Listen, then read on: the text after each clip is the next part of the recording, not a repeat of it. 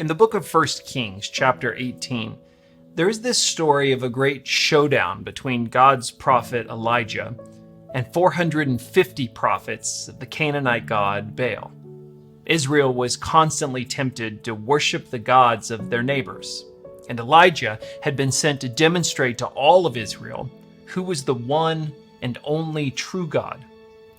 The story goes that in this showdown, both sides would place their sacrifice on a stone altar and then petition their God to send fire to consume the sacrifice. Elijah allowed the Baal prophets to go first. They prayed and paced around the altar, hours passing as they grew louder and more frantic. They eventually began to cut themselves and cry out, yelling and limping around their altar. Still, nothing happened. As evening came, Elijah calmly stepped forward. He asked that water be poured over the sacrifice and the altar, making its combustion even more impossible. Then Elijah called to the people, "Come over here." They all crowded around him as he repaired the altar of the Lord that had been torn down. He took 12 stones, one to represent each of the tribes of Israel, and he used the stones to rebuild the altar in the name of the Lord. And then he prayed, "O Lord, God of Abraham, Isaac, and Jacob, prove today that you are God in Israel and that I am your servant. Answer me so these people will know that you, O Lord, are God and that you have brought them back to yourself." Immediately the fire of the Lord flashed down from heaven and burned up the young bull, the wood, the stones, and even the dust. It even licked up all the water in the trench. And when all the people saw it, they fell face down on the ground and cried out, "The Lord, He is God." It's easy to focus on the powerful lone image of Elijah set against the desperate prophets of Baal. Still, the whole story is really about the massed crowd of Israelites watching, waiting, and responding in awe and worship.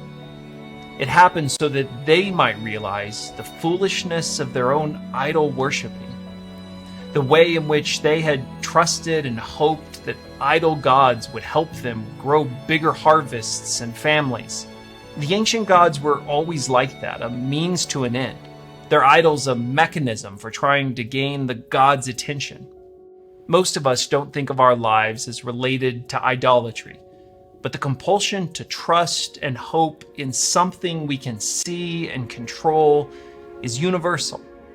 We may not carve them out of wood or cast them in gold, but our own lives are littered with things we're hoping will give us meaning and happiness and wealth.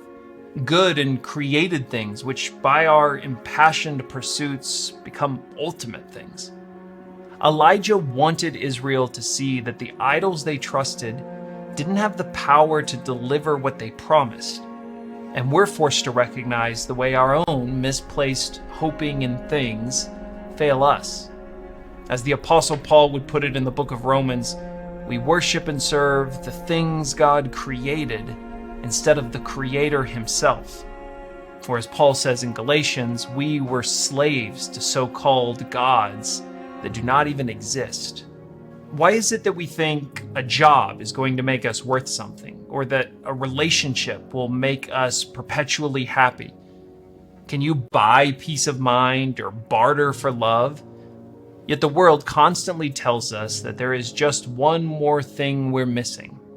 Sex, reputation, success, a better house, a better car, a scholarship, or that perfect job.